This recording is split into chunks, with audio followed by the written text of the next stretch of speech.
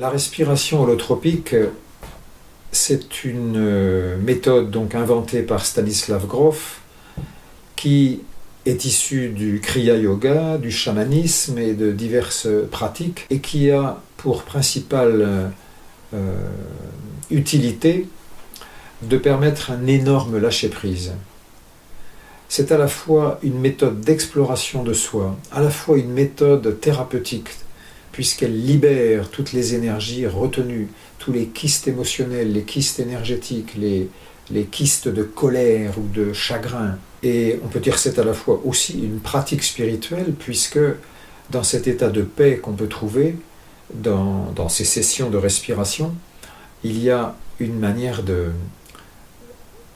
s'abandonner qui fait qu'on peut recevoir quelque chose de l'ordre de la grâce. Pour favoriser la survenue de la grâce, il faut consacrer du temps et du lâcher-prise.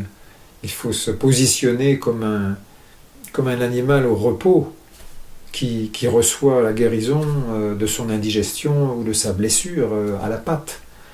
Nous devrions faire de même lorsque nous sommes blessés, nous arrêter, tout arrêter, et laisser la vie faire son œuvre, car elle est tout le temps universellement réparatrice, guérissante. De ce point de vue-là, la respiration holotropique, au contraire de la psychanalyse, qui est une thérapie d'archétype masculin, puisqu'elle concerne l'analyse, la compréhension, le discernement, on a là plutôt affaire à une forme de psychanalyse, une forme d'explosion du psychisme, momentanée et tout à fait réversible.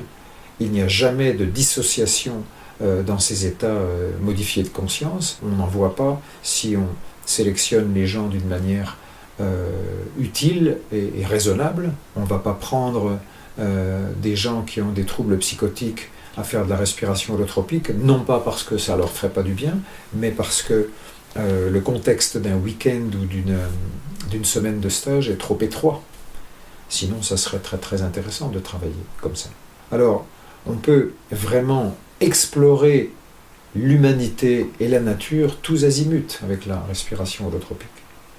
On peut explorer sa biographie, on peut explorer sa naissance, on peut explorer en deçà, au-delà de la naissance, avant la naissance, à travers des expériences qu'on appelle transpersonnelles, et c'est absolument passionnant de s'abandonner à toutes ces expériences et de s'abandonner au monde vivant. En fait, la respiration holotropique, c'est une grande expérience d'abandon au vivant et une expérience, pour moi, irremplaçable pour restaurer la confiance dans le vivant.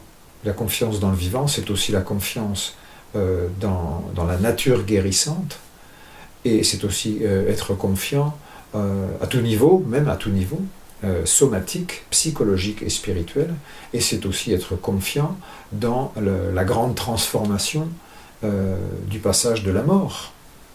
Retrouver de la confiance qu'après la mort, il y a une autre vie qui nous attend. Donc, pour moi, ça n'est pas rien, cette expérience holotropique. Elle vient restaurer l'humanité. Concrètement, ça se passe de manière ultra simple.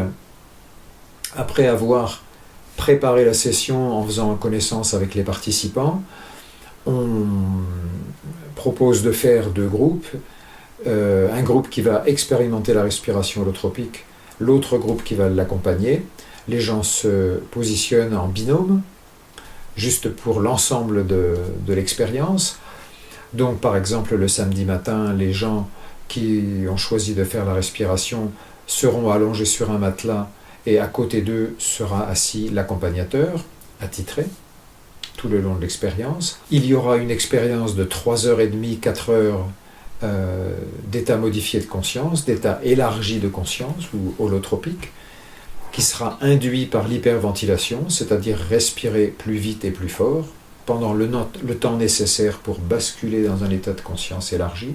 Et puis, pendant 3 heures, la personne explore, ou se laisse explorer, se laisse visiter par divers événements biographiques ou ou ayant trait à la naissance ou trait à l'autre vie ou à d'autres univers. Une fois la séance terminée, c'est le repos, c'est le repas. On prend du temps pour se doucher, se reposer. Ça peut être fatigant pour certains. Et puis l'après-midi, on inverse les rôles. Ceux qui ont respiré vont accompagner, ceux qui ont accompagné vont respirer. Et on refait l'expérience avec une autre session musicale. Ces sessions sont accompagnées de musique de trance pendant au moins 1h30, et puis après des musiques dans lesquelles il y a de plus en plus de chants, et pour aboutir à des musiques plus répétitives, plus calmes, plus spirituelles, plus larges et apaisantes, qui signifient le retour à un état de conscience plus ordinaire. On est dans une expérience d'exploration de soi, dans un état de conscience extraordinaire, non ordinaire, qui ne veut pas dire qu'il est anormal, mais simplement qu'il est non ordinaire par rapport à l'état de conscience ordinaire dans lequel nous devons nous trouver pour conduire une voiture, par exemple. C'est extrêmement simple à mettre en place, mais ça nécessite une grosse expérience de cette pratique avant d'accompagner des personnes. Il ne serait pas raisonnable d'entraîner des personnes dans une expérience comme ça si on n'est pas complètement prêt à accompagner toutes sortes de choses, y compris les plus bizarroïdes ou les plus violentes parfois. Quand les gens lâchent 30 ans de colère, il faut savoir gérer, il faut être confiant. Quand les gens sont dans une dépression profonde, accentuée momentanément par ce processus, il s'agit d'être confiant et de ne pas se mettre à douter. C'est comme toute expérience chamanique, il faut une motivation claire pour entrer dans une expérience comme ça. On ne fait pas ça pour s'amuser, ce n'est pas du tourisme spirituel. Il faut un guide compétent, un guide dans le sens d'accompagnateur, parce qu'on n'est pas là pour pousser les gens, les tirer ou leur dire quoi faire, quoi penser et où aller. On est juste là comme des sages-femmes à accompagner les gens dans un processus. Et puis le troisième critère, comme dans les expériences chamaniques, c'est le rituel, le fait de ritualiser les choses. Là, on ritualise en donnant un espace de confidentialité, en demandant un engagement à la non-violence, au non-passage à l'acte sexuel pendant la session, à ne pas fuir de la session sans nous avoir parlé, à respecter la règle du stop si quelque chose ne va pas, voilà, ce genre de choses. Donc on est dans un cadre sécure, et puis tout le travail se fait, où le partage de ces expériences se fait en cercle, d'une forme rituelle. Les gens qui parlent ont un bâton de parole pour ne pas être interrompus par les autres, et c'est quelque chose d'incomparablement précieux de pouvoir vivre de telles expériences et les partager dans un cercle avec cette ritualisation qui vient cadrer l'expérience de transformation. Et ce qui me tient à cœur, c'est de partager que cette approche m'a sauvé la vie.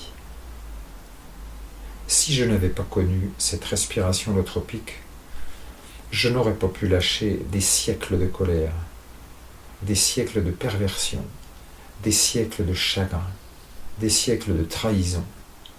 Et je n'aurais pas pu retrouver une capacité à recevoir l'amour divin, à recevoir la vie par le vivant et tout ce qui nous entoure. Je n'aurais pas pu retrouver ma sensibilité au monde. Comme je vois que dans notre culture, beaucoup de personnes ne vivent que dans leur tête, en protection maximum de tout ce qui est ressenti dans le corps, de tout ce qui est chagrin, colère, violence, sexualité, envie de joie. Tout ça est écrasé, supprimé par une culture qui est perdue dans le monde matériel, perdue par son besoin d'avoir toujours plus. Alors, proposer un outil comme ça qui vient vous remettre en face de l'essentiel, qui est d'être là, qui est d'être relié, qui est d'avoir les pieds vraiment dans la terre et la tête vraiment dans les étoiles. Pour moi, c'est capital, vital irremplaçable. Je souhaiterais qu'un jour on puisse proposer ça dans les écoles. On a là un outil prodigieux d'éveil spirituel. Et en même temps que d'éveil spirituel, je veux rassurer ceux qui croient qu'on pourrait juste partir dans l'éther, partir dans un nouvel âge uniquement désincarné. Non, pas du tout. On est aussi dans un éveil du corps à cause de la respiration. La respiration met le feu dans le corps. Donc elle met dans le corps, elle fait sentir le corps. Donc on est dans un ancrage considérable. À vrai dire, ce travail nous remet dans une posture d'arbre, nous fait comprendre à quel point les arbres sont des maîtres. Dans la nature, l'arbre est le maître, le végétal maître, parce que c'est le plus enraciné. C'est celui qui est enraciné le plus profondément et qui est enraciné, qui pousse ses branches le plus haut dans le ciel. C'est donc celui qui résiste le mieux à la tempête, au coup de vent, à la pluie. Pour moi, cette respiration holotropique est un outil thérapeutique, une pratique spirituelle majeure et à partager, mais à ne pas imposer. Chacun y vient quand c'est l'heure, quand il a envie de vérité, de nature, de retrouver sa nature vierge et son enthousiasme à vivre et à proposer sa nature aussi unique et originale.